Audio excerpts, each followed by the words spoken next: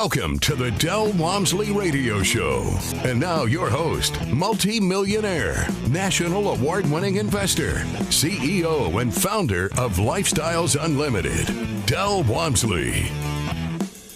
Welcome to the Del Walmsley Radio Show, where the hype ends and the help begins. I'm your host, Del Walmsley, and as always, we're working on your financial freedom. Today here is Tell Del Tuesday, and with me is a longtime member, John Pry, out of Dallas, Texas. John is one of the original super passive investors here at Lifestyles Unlimited, and we can't wait to share his story with you. John, welcome to the show. Thank you for having me, Del. So, John, you were one of the originals, super passive. Why don't you share with people what that means, because you kind of were a part of the people that created it. What it really means is, there's a lot of people in Lifestyles that when I joined had retired, real estate retired because they were deal syndicators, lead investors, or had a whole bunch of single-family houses. The difference between them and me is I'm too lazy to be a syndicator. I was able to replace my after-tax earned income in 2.5 years after joining, strictly in passive investments. And so I really don't need to be a lead investor. Very happy being a passive investor where 100% of my time belongs to me. So, John, as you got into that, let's talk about, the average person comes in here and they desire to do something to change their life. So we'll start at the beginning. I've taken for granted that we've had you on before, and I shouldn't do that because there's people here that have not heard your story before. So let's start with your story. Tell them about what you did before you got here and what it was that stimulated you to look into doing something different like this. Well, I was a petroleum engineer out of Texas A&M. I had a very successful career as an engineer for over 30 years, really enjoyed the vast majority of it. But I was trading time for money, of course, and it was stressful at times. I was laid off 3 times during my 30-plus year career strictly due to low oil prices. You're going to ride the roller coaster of oil prices if you're going to be in the oil industry. So I had a younger brother who introduced me to Lifestyles. He was a member in Houston. This was in 2010, and he was very successfully buying some single-family properties, and in fact, I invested in some of them with him because he was an HR executive, a lot of money, laid off during a stock market downturn, and so he had capital, but he didn't have the W-2 income to qualify for loans. So he showed me what he was doing. I liked the results of it. So I said, look, I'll get the loans, let's split the capital, and you manage the properties. And that worked quite well. The next year, 2011, I recognized that there were foreclosures everywhere in DFW. They were just carpet and paint was all they needed, and they'd be ready to go. So I bought 7 of them back then. However, I made a big mistake not knowing at the time the power of leverage. I bought them for all cash. I figured even an Haggy couldn't mess that up. And sure enough, they cash flowed like crazy and appreciated like crazy. Finally, 2014, I thought, there's no way I know everything about single family. I better go check out the group that taught my brother how to do this. So in mid-2014, I went to the free introductory workshop. In fact, I went to it twice, because I am naturally skeptical and very conservative. So I went to it twice before I joined. Went to my first 2-day seminar immediately after that. And it was very clear to me at the time that I was a practicing engineer, had a lot more money than I had time. So passive investing in multifamily syndications was the obvious way for me to go. I started doing that in 2014. Worked hard on my education. It was fascinating to me, and I attended every event I could. There was not so much online education then as there is now. So the key to it was going to live events, met a lot of people, made a lot of friends, lots of connections, and I saw how well this was working as compared with stock market, which was the only thing I knew how to do. So I started pulling more and more and more money out of the stock market and putting it in these multifamily syndications. 2.5 years later, much to my surprise, I found that I had replaced a mid-six-figure engineering income with passive income from real estate investing. All I had to do was to deposit check, go to the mailbox and deposit distribution checks. I still didn't need, I had plenty of income then. Nobody was more surprised than me to learn I had replaced my income with passive investments. And why do anything different? I had plenty of income. So just keep doing more and more of the same. And I ended up probably been in 50 some odd deals by now. I'm in about 30 now or so, which is too many. So one of my goals going forward is to have more capital in maybe 20 deals. And that's not difficult to do at all. The key to this is education and networking, getting to know your fellow passives and fellow lead investors as well. Very simple to get the education through lifestyles. You just, 80% of life is just showing up, right? The other 20% is applying what you learn when you show up, and lifestyles makes it very easy for that to happen. Let's talk for a second, John, about how you got to the 50 deals to start with. Then we'll talk about the devolving down to 30 in a minute. So let's go back to that.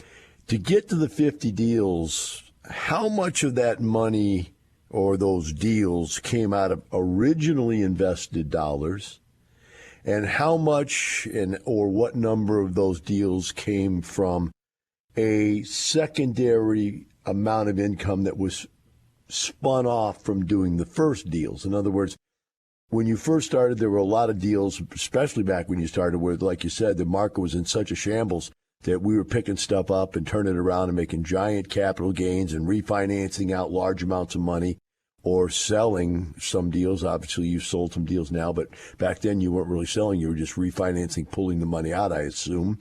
And you can clarify that for everybody, what you did.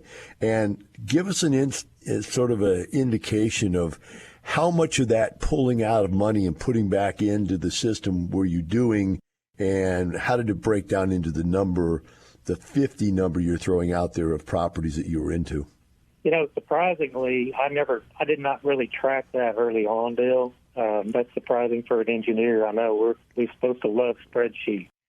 But I'm on some of this money I'm investing now, reinvesting, is third and potentially fourth generation type money.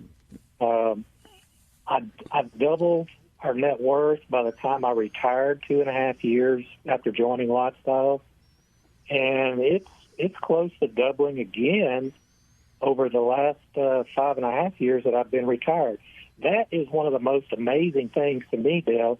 Even in retirement, living a great lifestyle, our income and our net worth continue to grow even in retirement. I've already pulled out probably as much. I've spent enough money in the last 5.5 years on our lifestyle and a beach house that I've pulled out more than the original capital I put in the first deals when I joined Lifestyles. So it is a sustainable thing.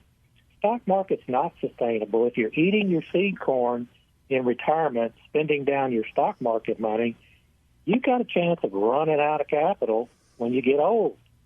Buy and hold residential rental real estate is sustainable as long as you always reinvest capital gains and refinance proceeds.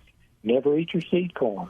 With me here today on Tell Del Tuesday is John Pry out of Dallas, Texas. John is one of the original super passives, and at one time he had as many as 50 different apartment complexes that he was a partner in. He now has whittled that down to 30, and I had asked him that when we come back to this segment to explain to us the logic behind compressing his investments from a larger number of different investments to a smaller number. John, why don't you pick that up? What is the logic there behind compression? I see plenty of deals, and you just get to where you want to pick the best of the best, and 30 deals is a lot of financial statements to go through every month. We have the obligation to go through the reports and read and evaluate and ask whatever questions we might have. And that's the more deals you're in, the more effort that takes. And I'm a pretty lazy retired guy, Dale. And a lot of my investing is subsequent deals with people I've already invested with. We know, like, and trust each other, and I know they're going to perform well. It's just not difficult to make decisions like that. So I'm going to try to clarify what you said a little bit better for the audience out there. I don't mean to put words in your mouth. That's unsanitary during COVID times. But let's talk about the fact that, let's say you had 5 deals. One of them has to be the best deal. One of them has to be the worst deal.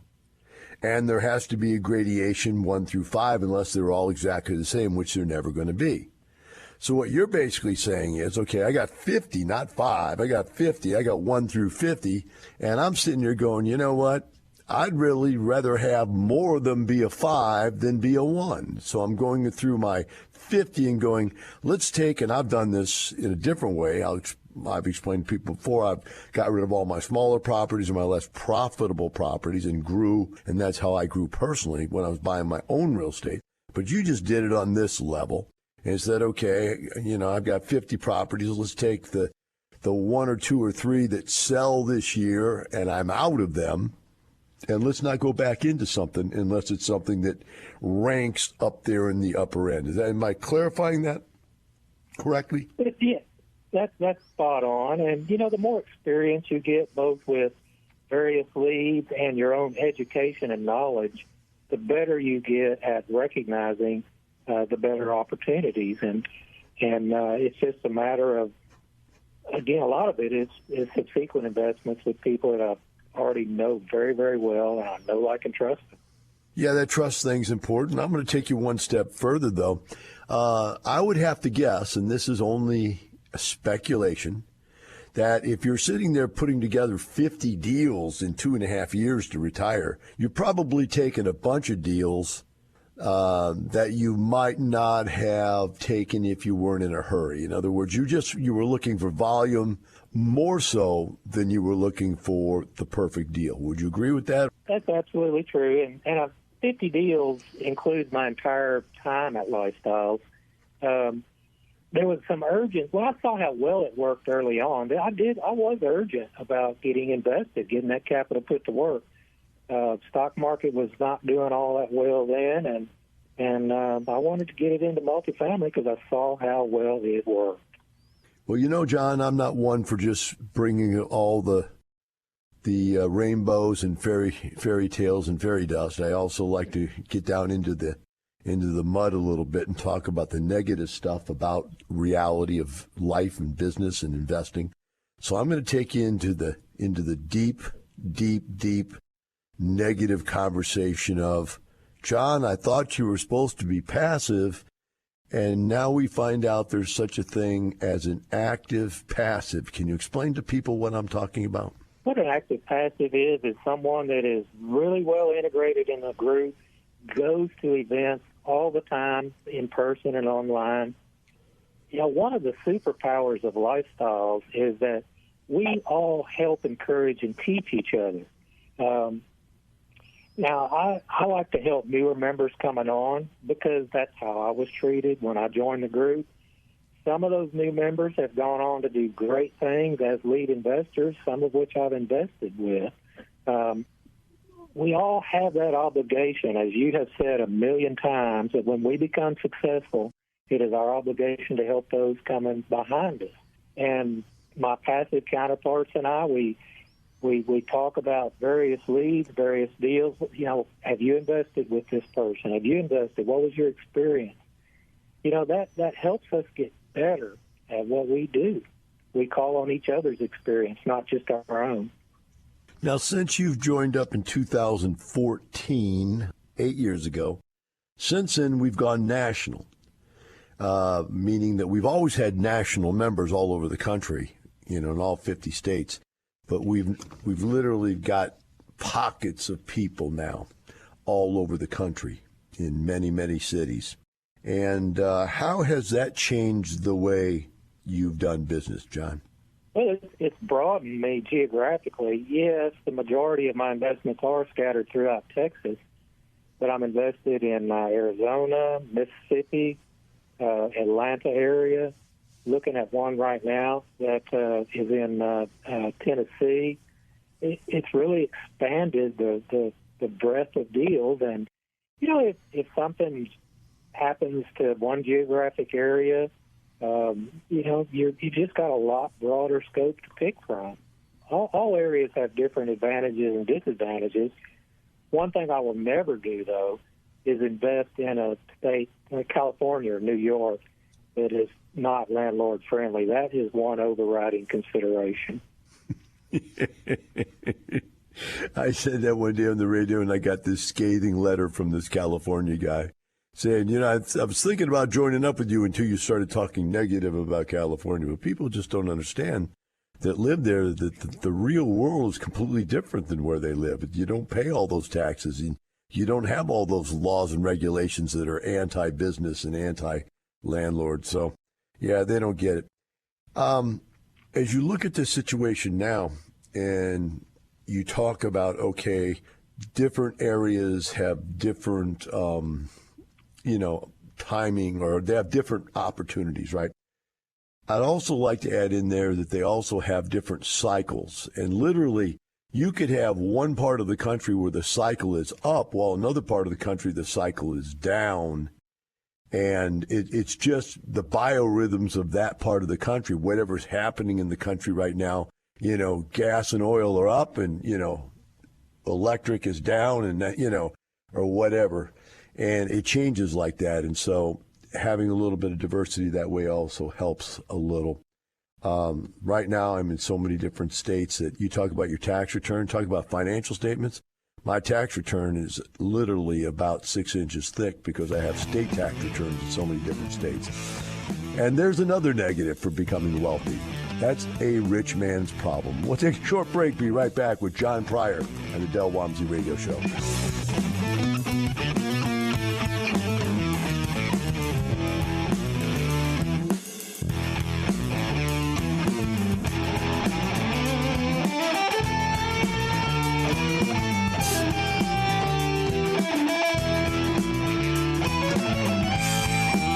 Teaching you with a roadmap to creating the lifestyle you really want. Keep listening. The Del Walmsley Radio Show returns in moments. You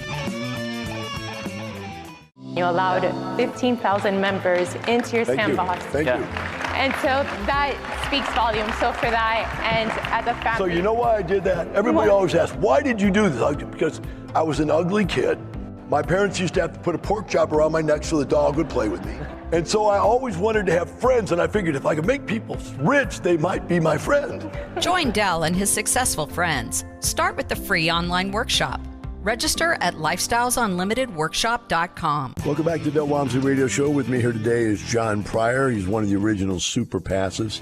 He's out of Dallas, Texas, and he currently is sitting on about 30 deals, down from as many as 50 deals that he's had over the period of time that he's been investing here, as he is reworking his portfolio, getting it down, tightening it up, and ever increasing his income and his net worth. John, you said that surprised you, that even after you retired, you continued to increase your net worth and your income. What did you think was going to happen? Well, I came into lifestyles with the normal middle-class mentality of saving up as big a pile of money as you can and gradually spending it down in retirement, right? So I had that mentality coming in, and I guess it just hadn't occurred to me that if I continue to always reinvest capital events, that I would have more and more money invested in it, and my income and net worth would continue to grow even though I wasn't working. So when I realized that was happening, it surprised me. It really did.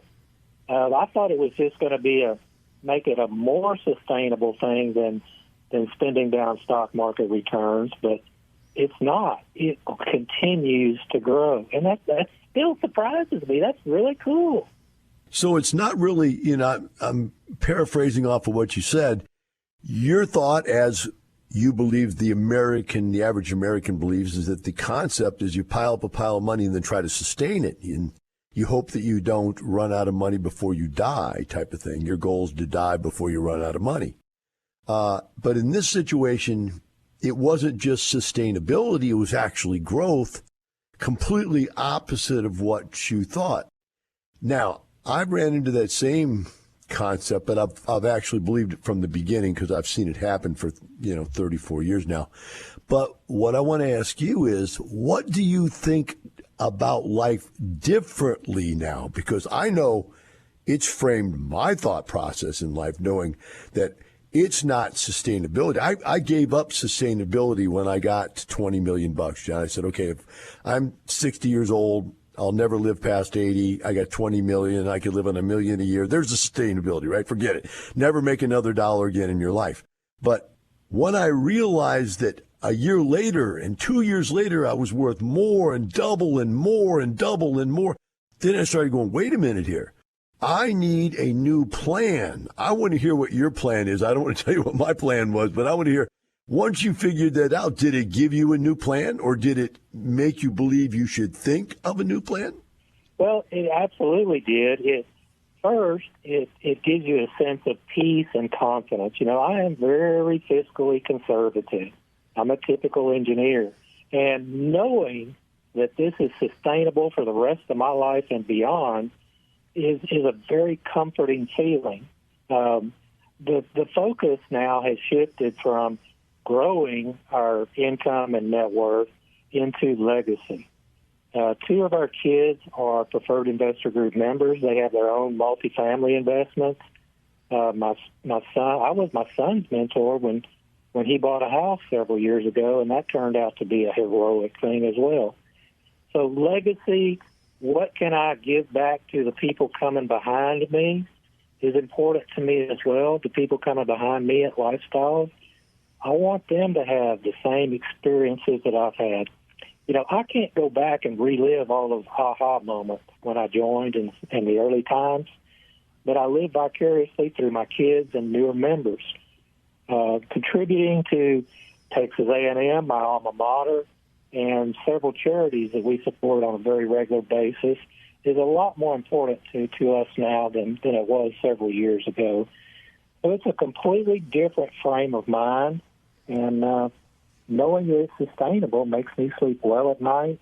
And I don't have any stress in my life, Dale. I really don't.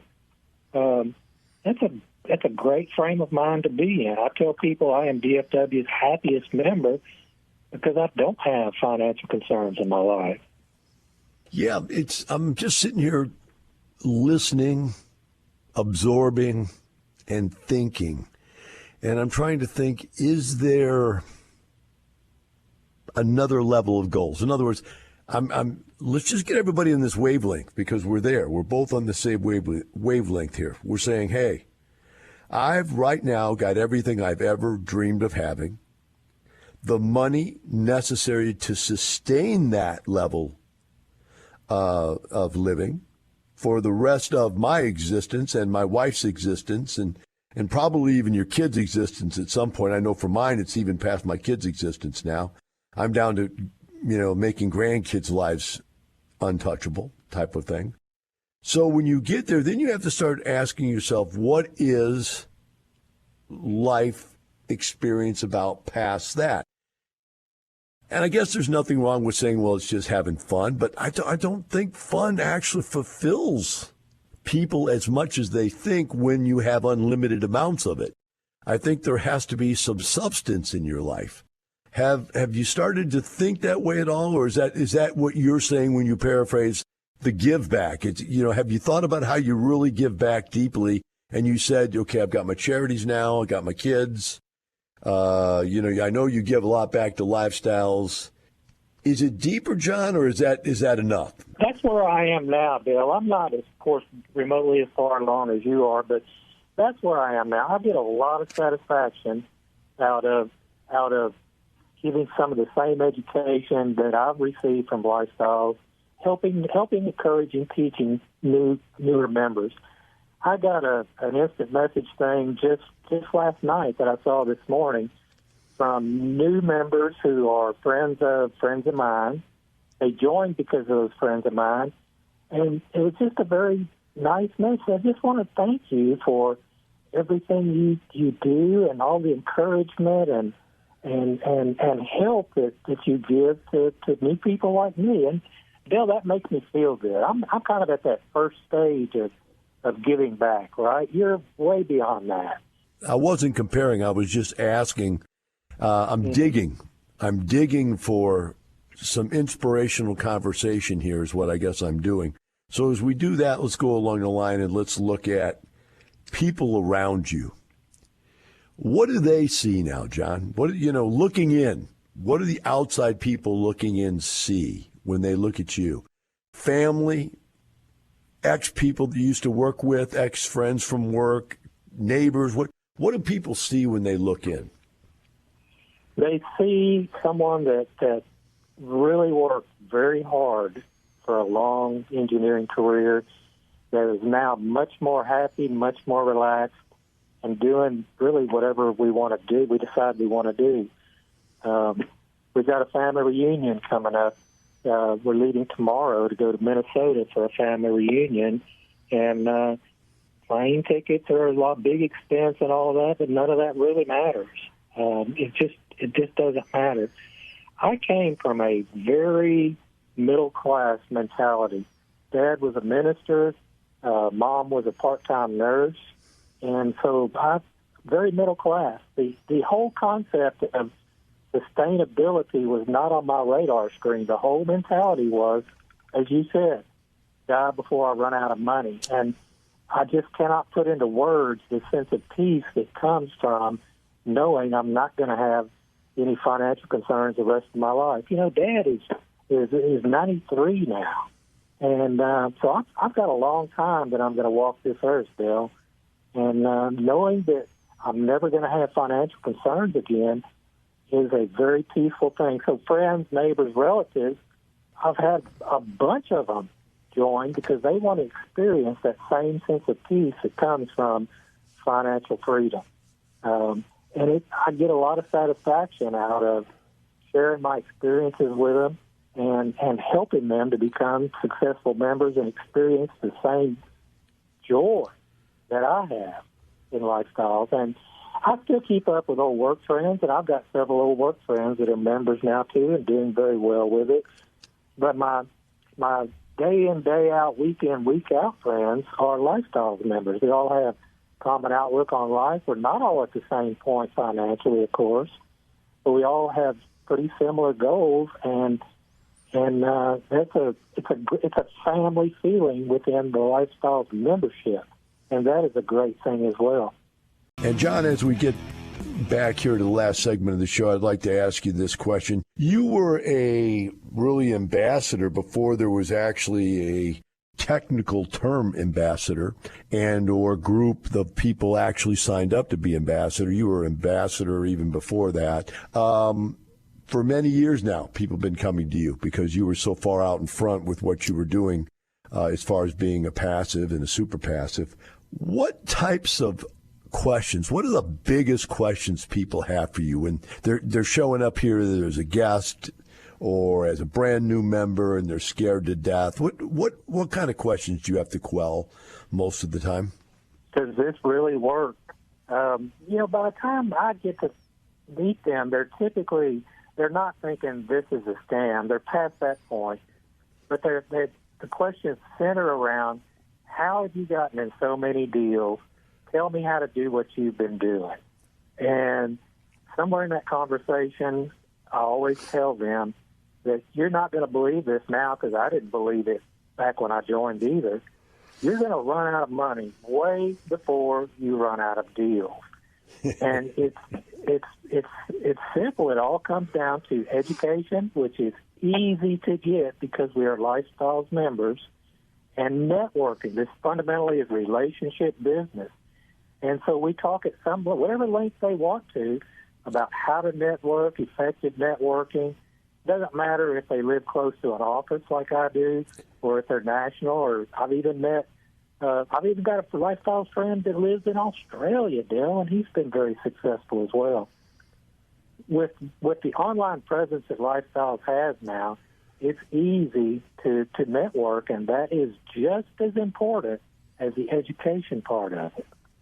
It's funny, John, that you mentioned that. The one of the funniest questions that just frustrates the living bejeebers out of Lynn when she was doing the passive mentoring was that, hey, I can't find any deals. I can't get in any deals. I keep trying and trying, and I'm not getting in any deals.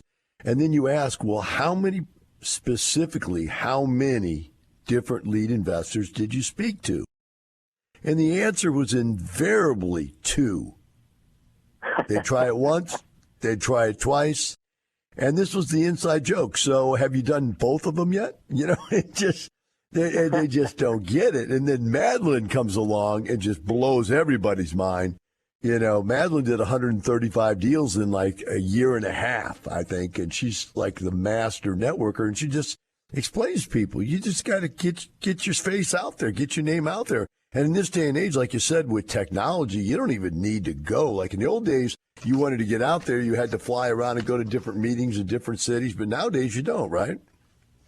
That's it. And, I'll give you another good example. This friend of mine, he's in the DFW area, been a member for less than a year.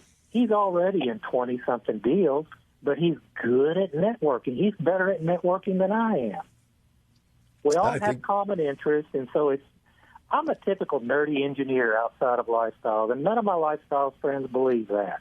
Because within the group, we all have a common interest, and it's easy to talk with one another. Lifestyles just makes it easy, and automatically Lifestyles members tend to be interested in doing what needs to be done. They just need sometimes a little push and a little guidance. It was easy for me because we all have common interests, even though I'm naturally an introverted type person. It's interesting, again, just as I'm listening to you, you keep bringing thoughts to my mind here about some people. It's easier to network over the internet because they feel security of being behind the keyboard, right? Other That's people true. Are better in person because they can shine their personality as a guiding light. And even if they don't know what they're talking about, they're just so effervescently bubbly that people like them. So different people have to learn how to network in different manners.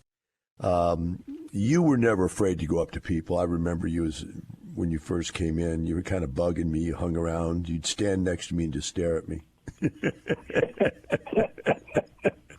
You were hanging on every word that everybody would say. And, then after a while, you got the guts up to come and ask a few questions and all that. And then one day you popped up and you had all these deals and you were the center of attention. It's amazing how that happens that way, huh?